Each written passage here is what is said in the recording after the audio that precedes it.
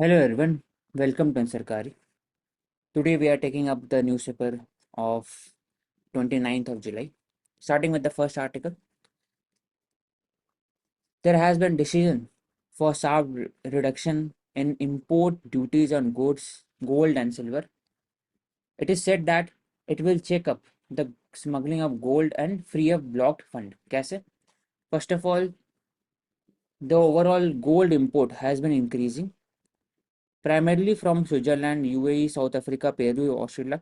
लेकिन gold from UAE is substantially cheaper because वहाँ पे जीरो टैरिफ लगता है due to the free trade between two countries. तो ऐसा होता है कि many of the most of the gold which is being imported from UAE is not produce by UAE. लेकिन क्यों ऐसा वहाँ पे इम्पोर्ट होता है? तो it is bypassing the custom duty channel via third party. That is why government is trying to reduce the custom duty। तो इसमें लिखा हुआ है कि 15% टू 6% किया गया सिल्वर बार के लिए, और गोल्ड एंड सिल्वर के लिए 14.35 टू 5.35, प्लेटिनम के 15.4 टू 6%। इससे ओवरऑल टैरिफ कम हुआ है and 28,000 crore revenue, annual revenue government has lost. लेकिन जो डिफरेंसेस था कि यूएई से आप गोल्ड इंपोर्ट कर रहे हैं वहाँ पर टैरिफ ज़ीरो है, लेकिन बाकी सब कंट्री से कर रहे हैं वहाँ पर टैरिफ है। तो उसके बीच का जो डिफरेंसेस है वो कम रहेगा। इसी कारण it will reduce the incentive for smuggling of gold and create a level playing field for industry stakeholder.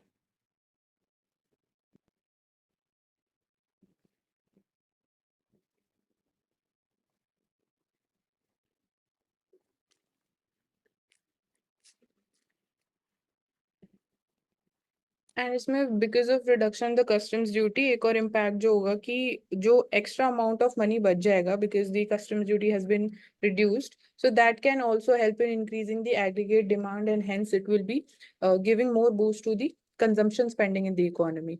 सो एक ये इम्पोर्टेंट इसका इम्प्लीकेशन हो सकता है। हाँ, PSB asked to fast track bad loan recovery। तो डेट रिकवरी ट्रिब्यूनल और NCLT, इसमें बोला है कि PSB चीफ को बोला गया है कि आप मॉनिटर करिए with regarding to the top 10 defaulter of loans to expedite recovery of loans. It will enhance the performance of the bank according to, क्योंकि जो GNP है PAB का 14.5% था 2016 में, जो घट करके 2.8% हुआ है। लेकिन जो PSB का जो बैलेंस शीट है वो इसलिए नहीं घटा है कि लोन खत्म हो गया, उससे घटा है क्योंकि आप बैलेंस शीट में आप राइट ऑफ किए, इसलिए दैट इज वाई वो टेम्पररी सोल्यूशन था राइट ऑफ लोन। इसलिए बोला यार कि आप जो लोन दिए हाई वर्थ लोन दिए उसको वापस आप रिकवरी कर सकते।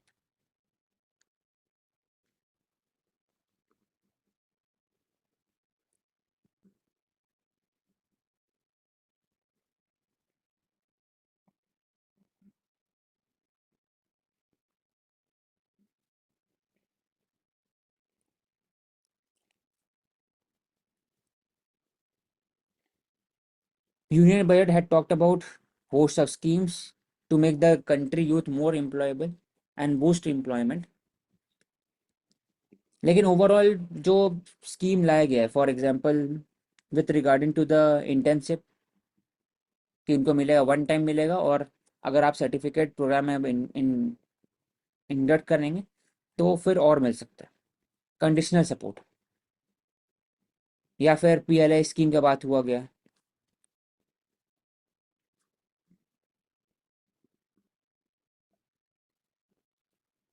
और ओवरऑल जो EPFO में है उसमें भी बोला गया कि EPFO में ओवरऑल सब्सक्रिप्शन बढ़ा है, ये दिखाते हैं कि there is formulation of economy. Internship alliance के साथ साथ CSR फंडिंग को कैसे यूज कर सकते हैं फॉर क्रिएशन और एम्प्लॉयमेंट, उसमें बात की गई। तो क्वेश्चन उठता है कि क्या ये सही तरीका है regarding the boosting of jobs, और इंडस्ट्री के ऊपर एक्स्ट्रा एफर्ट्स डालना पड़ेगा, उनके ऊपर बर्डन बढ़ेगा कि नहीं। तो क्वेश्चन उठता है कि कैसे आप चूज करेंगे इंटर्नशिप को, वो चैलेंज है। कौन लोगों को चूज करेंगे, कैसे करेंगे, प्रोसेस क्या रहेगा, ट्रांसपेरेंसी रहेगा कि नहीं, घोस्ट इंटेंट नहीं रहेंगे उसमें। तो ये कैपेसिटी बिल्डिंग ऑफ स्टूडेंट है, ट्रेनिंग है, उनके पास चैलेंज। तो कैसे कर सकते हैं?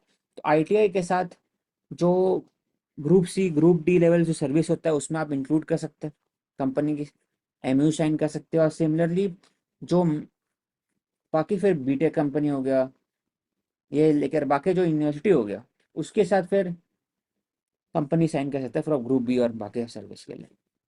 तो उसमें 3 साल के बीटेक कोर्स का प्रोविजन किया जा सकता है लॉन्गर टर्म में, 1 ईयर इंटर्नशिप। और जो इंटर्नशिप होगा it will be monitored by the university itself.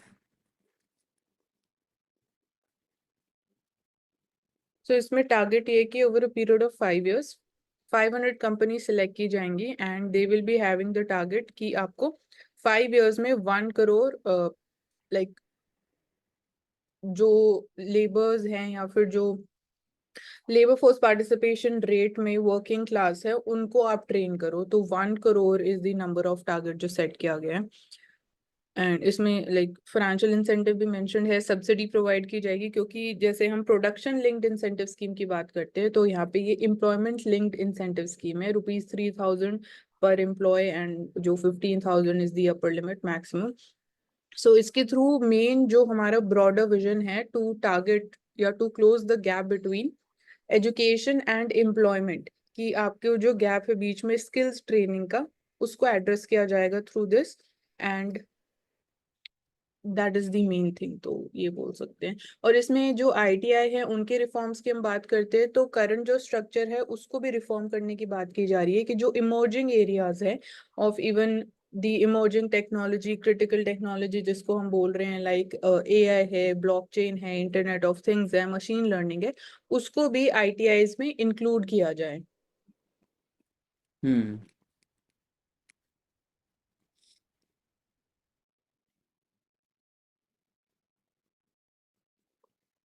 Indian banks deploy tech to counter mule accounts. Mule account क्या होता है? डिजिटल बैंकिंग फ्रॉड है जिसमें mule account was name so that they act as a conduit for sending end receiving account.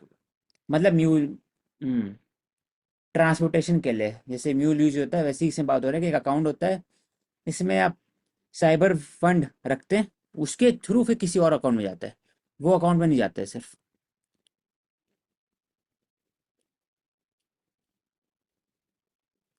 It involves around 50 an account in a distribution chain, with scammer tasked with live tracing with account or operation। तो artificial intelligence machine learning को use कर सकते हैं regarding इसका। कैसे technology use कर सकते हैं? म्यूल अकाउंट डॉर्मेंट रहता है लेकिन अचानक से it can suddenly see low value high value volume transaction. और जो अलग अलग अकाउंट होंगे, म्यूल अकाउंट भी है, हो सकता है कि equal number of fund distribute हो जाएगा होगा उसमें, तो उस 15 अकाउंट तक चेन हो सकता है। तो उससे पता लग सकता है कि एक साथ कितना अकाउंट में जा रहा है पैसा।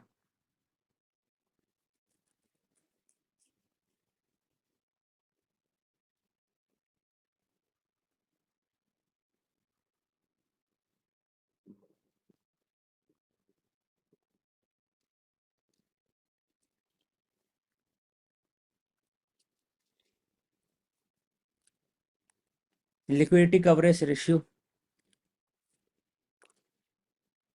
इसमें बात हो रहा है कि liquidity cover ratio, RBI asked the bank to account for possibility of an outflow of retail deposit through digital means while calculating a liquidity coverage ratio। मतलब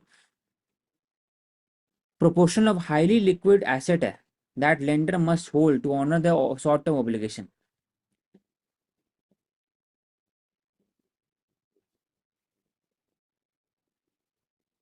हम्म,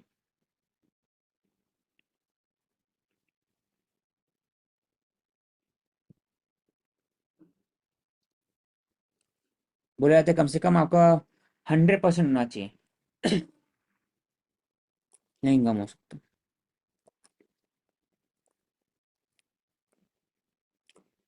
मन की बात में our PM have lauded the Khadi startup drug rehab platform. Khadi startup will support the overall handloom industry. अलग अलग इसमें scheme है, उन्नति self help group, they receive training with regard to dyeing and printing. Further, Kosha AI handloom India, अलग अलग startup है with regarding the handloom product. Khadi के बढ़ने से employment general will be available for women at a very grassroots level. Non farm sectors में employment होगा, एक skilling job है, लेबर इंटेंसिव जॉब है, उसमें और जनरेशन होने से एक ओवरऑल प्रॉस्पेरिटी हर एक रीजन में इक्विटी के हिसाब से जाए। लेकिन क्वेश्चन उठता है कि जब खादी और इंडिया के जो लॉन्ग टर्म ट्रेडिशन रहता है with regarding to the textile, तो उसका रेप्लिकेशन दिखा क्यों नहीं ओलंपिक के जो ड्रेस डिजाइन में। तरुण तलिनी ने डिजाइन किया था dress, it was not up to standard जो इंडिया सेट करता है by the textile industry from last 1000-2000 years. तो उस पर फोकस करना चाहिए था।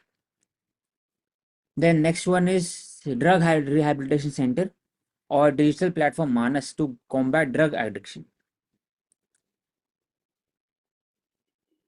कोई भी जाकर के रिहैबिलिटेशन कर सकता है, कॉल कर सकता है, इंफॉर्मेशन कॉन्फिडेंशियल रहेगा। उनने बात किया इससे हेल्प होगा रिहैबिलिटेशन के लिए। दूसरा, tiger tiger population increasing, forest cover, people participation it is increasing. चारों मैदान which has been included into UNESCO world heritage site, उन पर भी बात किया गई।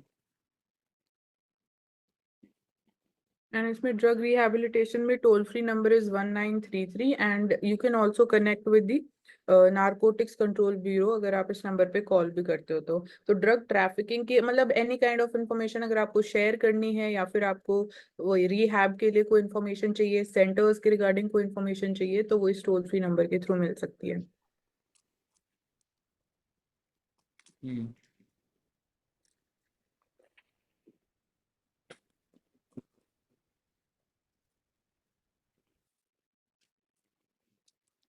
Dark oxygen discovery could install deep sea mining.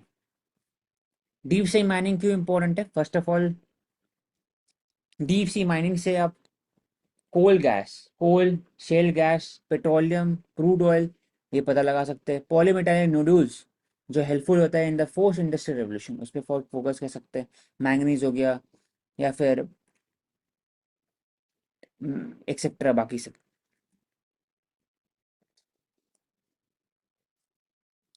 तो डीप सी माइनिंग के तहत इंडिया को 75,000 kilometre square in Indian ocean rights मिला था by the international sewage authority कि आप माइन कर सकते हैं। लेकिन क्वेश्चन उठते हैं कैसे माइनिंग करेंगे, क्योंकि it will impact the marine ecosystem. Copper, निकल, मैंगनीज है अलग अलग जोन में। सो यहाँ डार्क ऑक्सीजन बोला जा रहा है। डार्क ऑक्सीजन मतलब कि एक यहाँ पे ये क्वेश्चन उठ रहा है अब कि हमने बोला कि जब एटमॉस्फेयर फॉर्म हो रहा था, अर्थ के हम एटमॉस्फेयर की बात करते हैं, तो ओशन लाइफ सबसे पहले बिगिन हुई और उसमें जो प्लांट लाइफ थी या जो ऑक्सीजन थी वो प्लांट्स के through through the process of photosynthesis generate हुई। बट इसमें अब ये क्वेश्चन उठ रहा है कि फोटोसिंथेसिस से पहले भी इट माइट बी पॉसिबल कि ऑक्सीजन प्रोड्यूस होनी स्टार्ट हो गई थी in the ocean bed without photosynthesis, और पॉलीमेटालिक नोड्यूल्स की इम्पोर्टेंस हमारे लिए है कि अगर हम 10% भी इसका यूटिलाइज कर पाए या इनको एक्सेस कर पाए, इकोनॉमिकली यूटिलाइज कर पाए, तो this would be sufficient for in terms of energy security for next 100 years. हाँ, तो कोल डिपेंडेंसी भी कम कर सकता है, हमारा कोल इंपोर्ट कम कर सकता है, कार्बन एमिशंस रिड्यूस हो सकते हैं, रिन्यूएबल एनर्जी की तरफ हम और मूव कर सकते हैं। एंड इसमें हम अनक्लॉज की बात करते हैं, UN convention of law of seas and international seabed authority जो है उनकी परमिशन हमें चाहिए होती है। तो इंडिया एक तो I think central Indian Ocean में we have the permission, and I think अभी न्यूली एक और हमें परमिशन मिली है टुवर्ड्स दी पैसिफिक ओशन भी, वहां पे भी एक जोन में हम कर सकते हैं रिसर्च एंड डेवलपमेंट। मतलब नीचे में एबिसिल रीजन रहता है जहाँ पर फोटोसिंथेसिस नहीं हो पाता है। Instead life form here gets oxygen from water carried in global circulation. Oxygen का लेवल बहुत कम रहता है लेकिन तब भी वहाँ पर प्लांट एनिमल सर्वाइव करते हैं। जब न्यूड्यूज को अगर यूज करेंगे तो overall it will impact the local biodiversity in that region. Irreversible loss हो सकते हैं।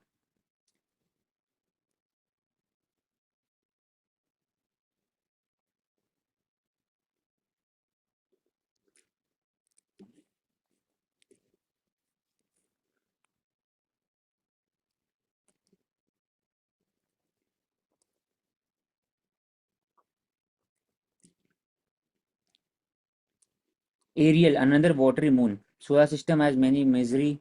Saturn, moon Titan has significant atmosphere. तो एक और क्वेश्चन उठता है कि why the surface Uranus moon Ariel has frozen carbon dioxide. तो एरियल कौन किसके मून है? तो यूरेनस के।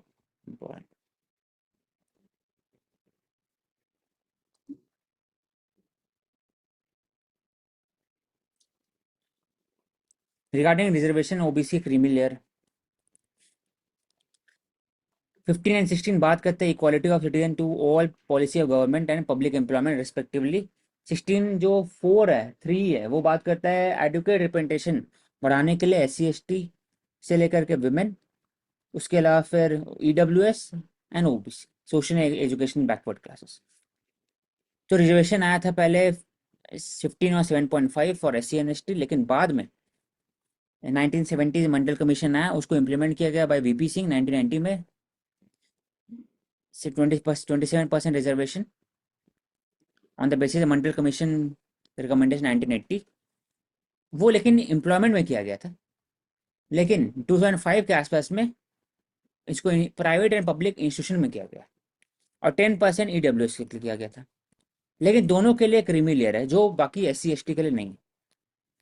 तो क्रीमी लेयर मतलब इंदिरा स्वानी केस 1992 में सुप्रीम कोर्ट हैज स्टेटेड कि 3 चीज। पहला बात कि ओवरऑल इसमें क्रीमी लेयर रहेगा, merit of the system will be protected और 50% रिजर्वेशन को आप ब्रेक नहीं कर सकते अंडर एनी सर्कमस्टांसेस। लेकिन क्रीमी लेयर रहेगा लेकिन उस पर डिफाइन नहीं हुआ था। तो कौन डिफाइन करेगा? तो it was based on the recommendation of Nandan Prasad committee. उसमें बोला है कि income and applicant parents alone it will be determined by, मतलब क्रीमी लेयर जो OBC का रहेगा it will determined by the parents income, it will not be determined by the individual income. लेकिन EWS में इंडिविजुअल इनकम पे होता है ये चीज। For example group A services अगर है दोनों के, ग्रुप B क्लास 2 पोस्ट है, अगर मैनेजर पोजिशन PSU में, either of the parents hold constitutional post, अगर ये सब है तो, और जो overall salary 8 lakh in a year है in last 3 consecutive financial year, तब आप क्रीमी लेयर में आते हैं, तो आपको रिजर्वेशन नहीं मिलेगा। लेकिन चैलेंजेस क्या है? तो पहली बार चैलेंजेस क्या हो सकते हैं इसमें? हो सकता है कि कैसे कैलकुलेट होगा अगर ये जो 8 लाख रुपीज सैलरी है इसको अगर यूज किया जाता है, क्योंकि 8 lakh rupees salary it is from the agriculture also, तो क्या एलाइड सर्विस ऑल्सो, तो एलाइड सर्विस इंक्लूड किया जाए कि नहीं किया जाए? तो कॉम्प्लेक्स प्रोसीजर है फॉर डिटरमाइनिंग द क्रिमिनल। तो एलिगेशन आया EWS और एन नॉन क्रिमिनल सर्टिफिकेट के हिसाब से, क्योंकि disability certificate also take up the benefit of 4% of reservation for the jobs. Rohini commission ने एक और बात किया था कि आप ओबीसी के अंदर में सब कैटेगरी इंट्रोड्यूस करें, बिकॉज कुछ ही जो ओबीसी है वो एक तरह से overall measure of the reservation use करता है। सिमिलरली ST SC के लिए वैसा होता है। तो करेंटली रिजर्वेशन 60% है इंक्लूडिंग EWS।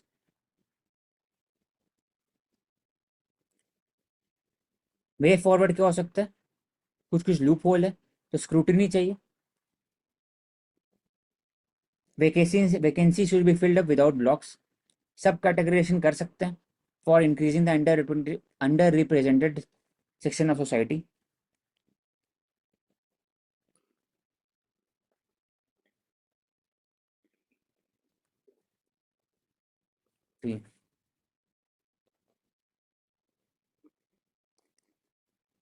तो इसमें नेक्स्ट बात हो रहा है रिगार्डिंग नेशनल सिक्योरिटी डॉक्ट्रिन, और ओवरऑल क्या रिफॉर्म लाने की कोशिश किया था आफ्टर जस्ट कारगिल वॉर।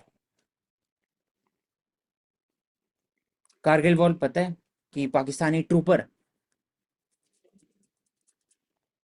और they have entered into the Kargil area, Jammu and Kashmir, and they have captured the mountainous area so that to cut logistics supply in that region.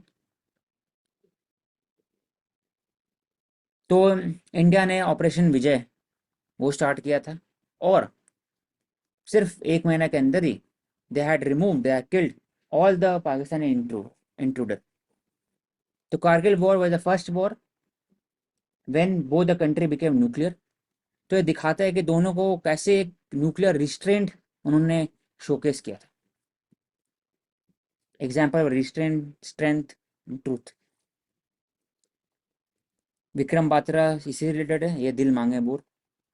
Kargil के 25 years हो चुका है इस साल। ये हाईलाइट किया था कितने सारे एरिया जहाँ पर इशू है, इंटर सर्विस और कोऑपरेशन में इशू है, spirit of joint army and air force. Even जो इंटेलिजेंस डिपार्टमेंट है उसमें कोऑर्डिनेशन नहीं था।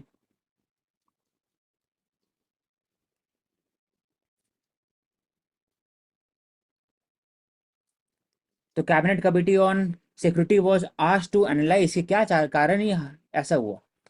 तो ओवरऑल कारगिल रिव्यू कमेटी बनता है 1999 में, वो सबमिट हुआ 1999 में दिसंबर में। फिर उस पर अलग अलग प्रपोजल हुआ। तो पहला प्रपोजल था regarding 4 task force, intelligence, internal security, border management और हायर मैनेजमेंट ऑफ डिफेंस।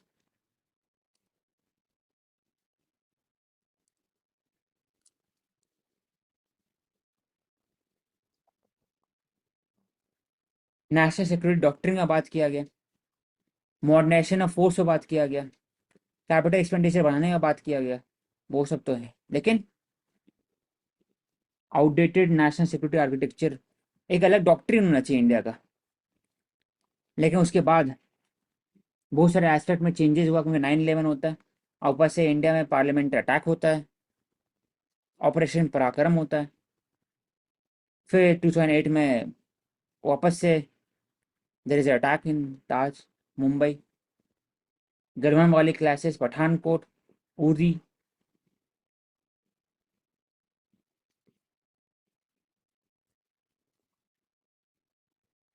तो मैं ऐसे ही क्वेश्चन उठता है कि क्या हम लोग जो भी कारगिल रिव्यू कमेटी के रिकमेंडेशन है वो फॉलो करें, कि इसको भी आज भी उसको साइडलाइन करें।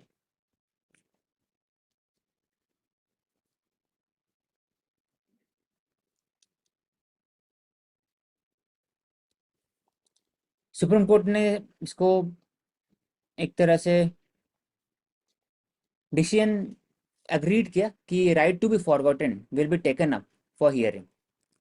Right to be forgotten broadly comes under right to privacy according to EU information privacy regulation.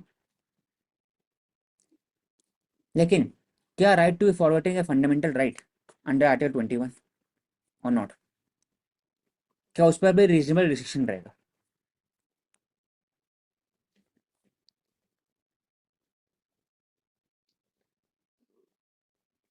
Right to be forwarding मतलब ओवरऑल आप जो भी सोशल सिक्योरिटी डेट है हर एक चीज़ आपको डिलीट कर लें ऑनलाइन। लेकिन आज के ज़माना में everything is online, right from subsidy to social security etcetera.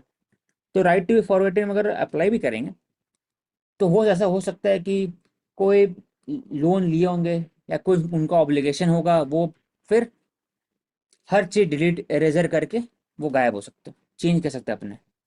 तो मेरे को लगता है इसमें ओवरऑल एक reasonable restriction right to be forwarding रहेगा, रहने वाला है। ऐसे अभी तो नहीं बोल सकते क्योंकि सुप्रीम कोर्ट इस पर डिसीजन देंगे। There is no statutory framework right of that prescribe right to be forwarded. पुट्टे जजमेंट में बात किया गया right to privacy fundamental right है, राइट टू इक्वालिटी उसके हिसाब से। लेकिन तब भी राइट टू बी फॉरवर्डेड या फिर personal data to be process removed, इस पर भी बात किया जाएगा।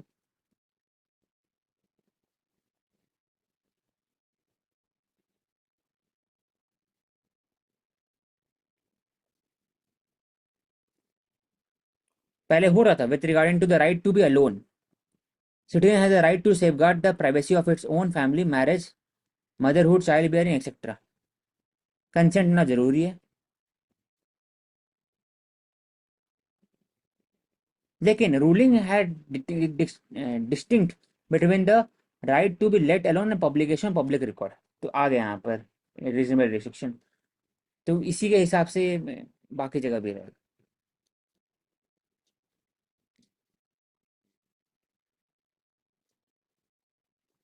Similarly, Delhi HC case has also given right to forwarding even on the criminal cases, ruling of Jawar Singh Mundi.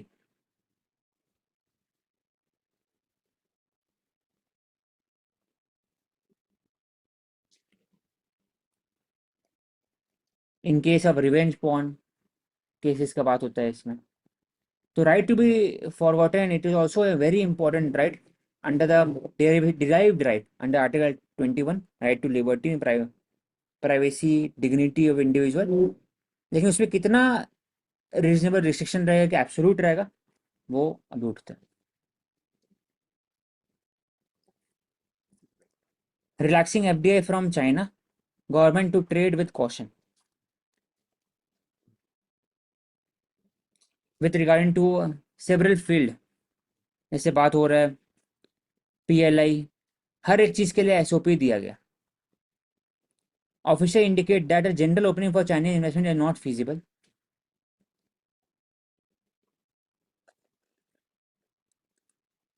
हालांकि इकोनॉमिक्स सर ने बोला था कि FDI चाइना से अगर आएगा it will help India to achieve a greater share in global value chain.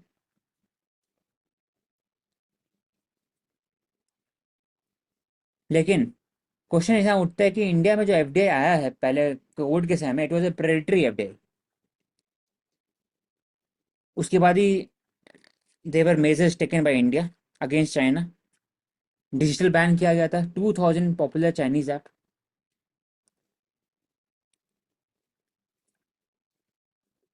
Even PLI जो companies है it is facing delays in production due to longer visa processing time.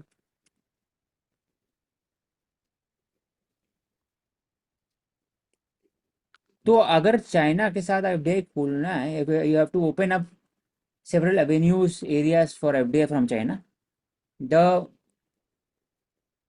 government has been constant कि आप step by step उस particular area में कर सकते हैं। यहाँ पे ब्रॉडर पर्सपेक्टिव ये है कि इंडिया की जो चाइना के ऊपर इंपोर्ट डिपेंडेंसी है वो विद टाइम इंक्रीज होती हुई जा रही है। तो नंबर वन, उसको हम कैसे रिड्यूस कर सकते हैं। देन हम्म। ग्लोबल शिफ्ट जो हम देख रहे हैं, फॉर एग्जांपल अगर हम ब्राजील टर्की की बात करते हैं या यूरोपियन कंट्रीज की बात करते हैं या यूएसए की भी बात करते हैं, तो वी आर सीइंग कि जो इलेक्ट्रिक व्हीकल्स इंपोर्ट है फ्रॉम चाइना उस पे कंप्लीट बैन लगा दिया है। बट उन्होंने इसी ऑप्शन को ओपन अप किया है कि हम चाइना से एफडीआई अलाउ करेंगे। तो इन अ वे हम इस प्रोसेस के थ्रू जो हमारा इंपोर्ट डिपेंडेंसी है उसको कम कर सकते हैं। Instead of importing those raw materials from China, अगर हम चाइना से ज्यादा एफडीआई लेते हैं या अप्रूव कर देते हैं, उनको ज्यादा ऑप्शन देते हैं, ईज ऑफ इन्वेस्टिंग इंक्रीज करते हैं, तो मेक इन इंडिया प्रोग्राम भी इंक्रीज या उसको भी बूस्ट मिल सकता है। क्योंकि कंपनीज, चाइनीज कंपनीज अगर इंडिया में स्टैब्लिश होंगी तो उनकी जो सर्विसेज है, जो फंक्शनिंग है, इंडिया में होगी। और जहां तक कि रेगुलेशन की बात आती है तो everything is in India's hands. They will have to follow our like laws and regulations, या जो भी पॉलिसी होगी हमारी एफडीआई। तो this is one thing. And second aspect इसमें एक और चीज ये है कि चाइना प्लस वन स्ट्रैटेजी की हम बात कर रहे हैं, तो चाइना प्लस वन स्ट्रैटेजी में भी ये देखा जा रहा है कि जो बाकी कंट्रीज चाइना में जिनका बेस है, now they are shifting to other countries also, China में भी अपना बेस मेंटेन कर रहे हैं। तो हमें ज्यादा बेनिफिट किससे होगा, चाइना प्लस वन स्ट्रैटेजी से होगा कि if we allow more FDI from China. तो ये डिबेट हो रहा है। हम्म।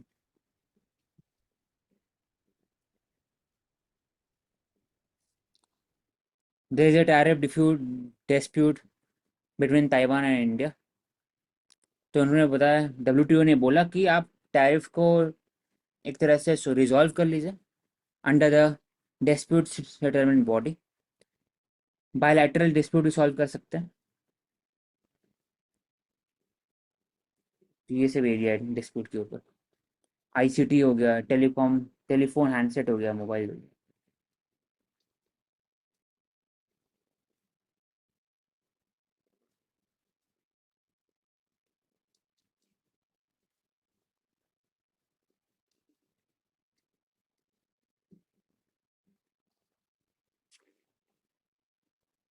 Mental illness and homelessness, recasting care model. Already India में मेंटल इलनेस बढ़ते जा रहा है, एक्ट भी है, लेकिन क्या हम लोग ओवरऑल जो ग्राउंड लेवल पर काम कर रहे हैं, तो क्वेश्चन उठता है। पहले बात है कि psychiatric facility, community health care, community facility के अंदर में जो इंस्टीट्यूशन है और साइकेट्रिस्ट है, उनका ट्रेनिंग और उनका होना बहुत ज़रूरी है। कभी कभी जो mental illness, it is not because of depression या फिर mental trauma, it is also because of the physical health. जो फिजिकल हेल्थ में जो प्रॉब्लम होता है उसके कारण भी होता है। तो केयर इकोनॉमी पे फोकस करना ज़रूरी है। सोशल सपोर्ट बढ़ा सकते हैं, इतने कम अलाउंस में हो नहीं सकता। उसे के लिए जॉइंट फैमिली चाहिए, केयर चाहिए, पेड केयर का बात कर सकते हैं।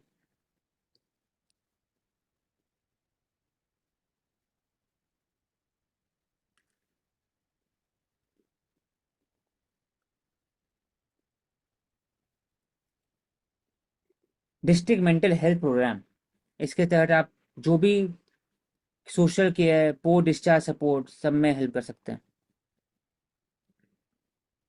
और पर्टिकुलरली जो बात हो रहा है इसमें होमलेसनेस का बात हो रहा है।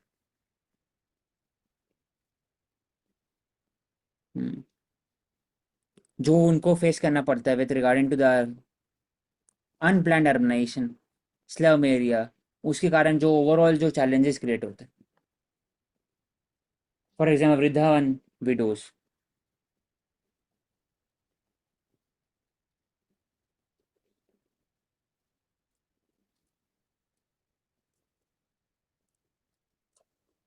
Tamil Nadu will be the first state that will soon release the policy regarding this one.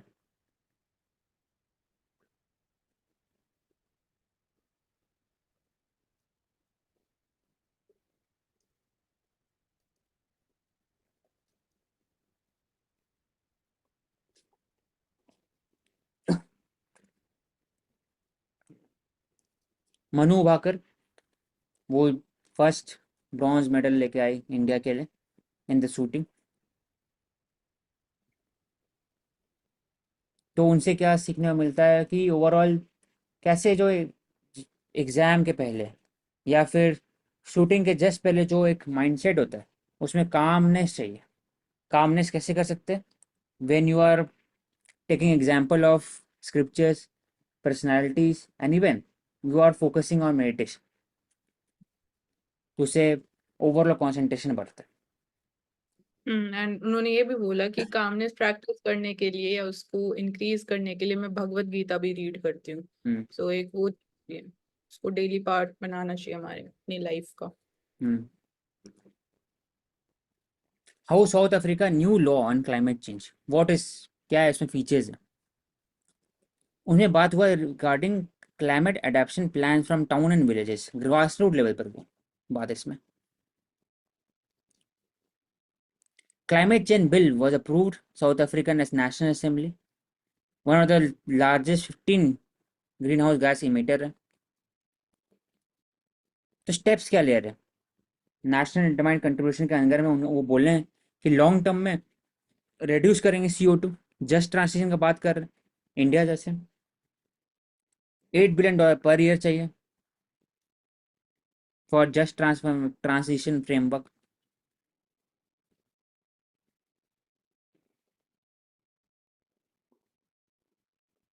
What about India?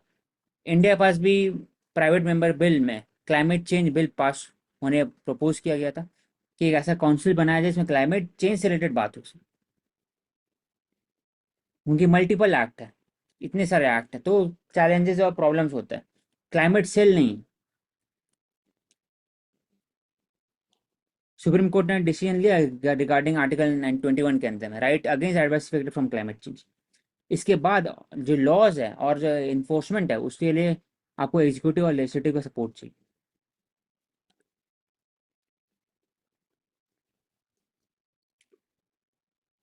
तो इसमें बोला मैंडेटरी कर्व की कोशिश किया गया है on emission from large fossil fuel heavy industry. तो क्लाइमेट अडेप्टेशन प्लान है टाउन एंड विलेज लेवल पर, अकाउंटेबिलिटी है at a very local bodies, और आप कर्व, मैंडेटरी कर्व है, मतलब कि आपको एक लिमिट सेट किया जा रहा है हर एक बिग इंडस्ट्रीज के लिए कि आपको टारगेट मीट करना ही है। तो ये इंडिया को नहीं करना चाहिए, मैंडेटरी नहीं करना चाहिए, क्योंकि उससे इम्पैक्ट होगा ओवरऑल एम्प्लॉयमेंट एंड ओवरऑल जो सेकेंड ऑर्डर इफेक्ट होगा रिगार्डिंग एम्प्लॉयमेंट ये सब पर वो ज़्यादा होगा, क्योंकि इंडिया डेवलप कंट्री है नहीं। तो ओवरऑल जस्ट ट्रांसलेशन के अंदर में इंडिया ये काम कर सकता है कि इंटेंसिव ले सकता है कि PLI स्कीम में और मिलेगा आपको अगर आप क्लाइमेट पे आप फोकस करेंगे। तो PLI में होता है 2% इंटरेस्ट और मिले, इंटरेस्ट रेट सबवेंशन और मिले, ऐसा कर सकते हैं, इंसेंटिव दे सकते हैं। How educated mother of young kid can be asset for Nipun. NEP बात करते हैं regarding acquiring a foundation literacy and numerical literacy, Nipun Bharat, proficiency and reading understanding numeracy. ये बात करते हैं टीचर ट्रेनिंग मटेरियल्स चिल्ड्रन के लिए और टीचर्स के लिए यूज होगा, क्योंकि सर्व शिक्षा अभियान में इनरोलमेंट तो बढ़ा है। यूनिवर्सल एजुकेशन के अंदर में चिल्ड्रन का एनरोलमेंट बढ़ा है, even women, even girl child का भी बढ़ा है। लेकिन देखा जाता है कि जो रिटेंशन है वो कम है, लेकिन जो फाउंडेशनल स्किल है वो भी कम है। Plus 30 to 40% of the mother of young children have had schooling beyond grade 10 सिर्फ। तो ये दिखाते हैं अगर मदर एजुकेटेड रहेगी तो बच्चे भी एजुकेटेड रहेंगे। तो educated mother can be used for supporting the young children learning.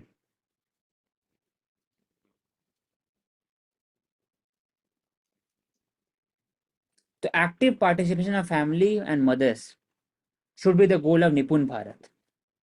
मतलब टीचर और पेरेंट्स, टीचर और मदर का जोड़ना बहुत ज़रूरी है, तो चाहे वो PT मीटिंग हो, चाहे वो प्रोजेक्ट से रिलेटेड हो, चाहे वो कुछ इवेंट हो स्कूल के अंदर में। वो तो क्या, हमेशा बात करते हैं अर्बन एरियाज में। रूरल एरिया में बात किया जाए तो फिर हो सकता है कि हर एक हफ्ता में एक दिन ऐसा हो जिसमें क्लास में कोई एक बच्चे के घर में जा कर के कुछ सीख रहे हैं, कुछ स्किल सीख रहे हैं, ऐसा कुछ सेटअप कर सकते हैं। इंसेंटिव मिल सकता है मदर को, एक्स्ट्रा अर्निंग भी हो सकता है उस दिन का। तो एजुकेटेड मदर को भी आप इंक्लूड कर सकते हैं निपुण के अंदर, ये अच्छा एक एग्जाम्पल।